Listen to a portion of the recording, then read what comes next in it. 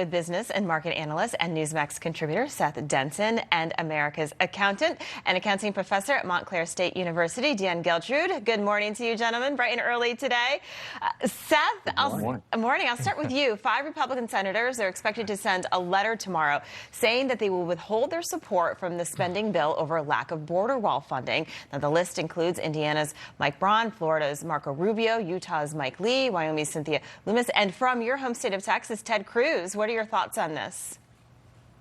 Well, I got 2 thoughts. The first is I can understand why they're sending this letter, although this is symbolic, and that's really it. But the second thought is I think the administration is going to go, okay, you weren't going to support the bill anyway. So this is largely a symbolic gesture. I don't think any of those senators were going to jump on to be in support of this bill anyway. I can appreciate the why and the reasoning, but this is just Washington politics, right? We got to tell you why we don't like something, and we weren't going to support it anymore.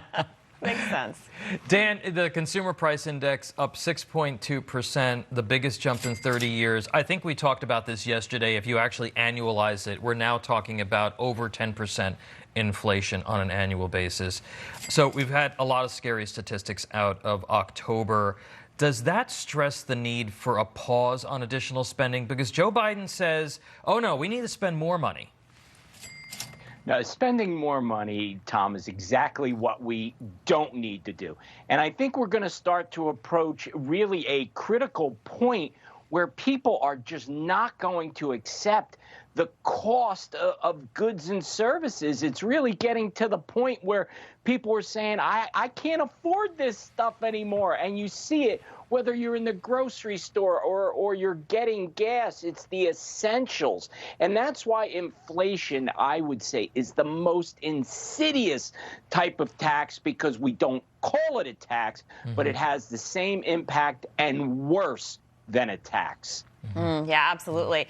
So something we don't hear a lot about with this infrastructure bill is that a lot of these projects, right, roads and bridges, they're not going to happen right away. They sometimes take years. You know, President Biden said this is going to create jobs, this is going to get us on the right track, but it could take years for these jobs to be created.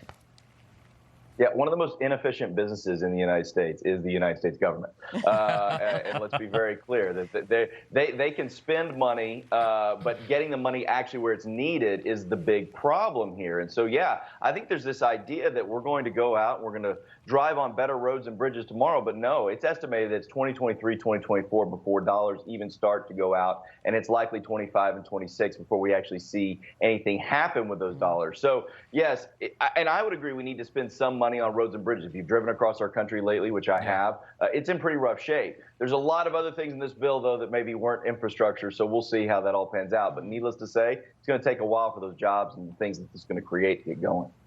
Dan, I want to get your reaction to what Seth said, because I think this is something that's really been lost, and that is that Biden says we needed to pass this so that we could help turn the economy around. But we've seen in the past that it does take years for this money to get into the economy, for jobs to be created, even for the infrastructure to get built. Yeah, there is a delay. I mean, we all remember that famous phrase about shovel-ready jobs. I mean, what were they really shoveling, right? I mean, it was ridiculous, and that's the whole point. By the time we get around to creating whatever this bill is going to create as far as real infrastructure, I mean, we're going to be past the time frame that we really need this to start, which is today. I totally agree we need infrastructure, but there's a lot of other pork in this bill that we certainly do not need. Yeah, a lot of media is not talking about that either. Seth, how do you think the markets will react once this bill is signed?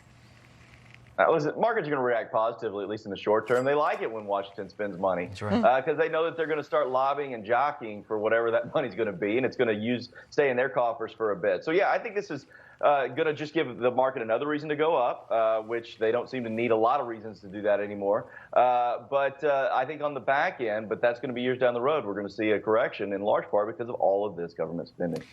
Dan, to Seth's point about the jockeying for position and who's going to get this money, it gives members of Joe Biden's administration, like Pete Buttigieg, who were just talking about this, over $126 billion over the next few years to spread around This is the mayor, the former mayor of South Bend, Indiana, now can dole out $126 billion.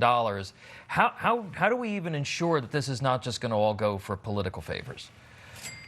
Well, Tom, I'm going to reverse that and ask you a question, and everybody in the audience, what could possibly go wrong with that plan, right?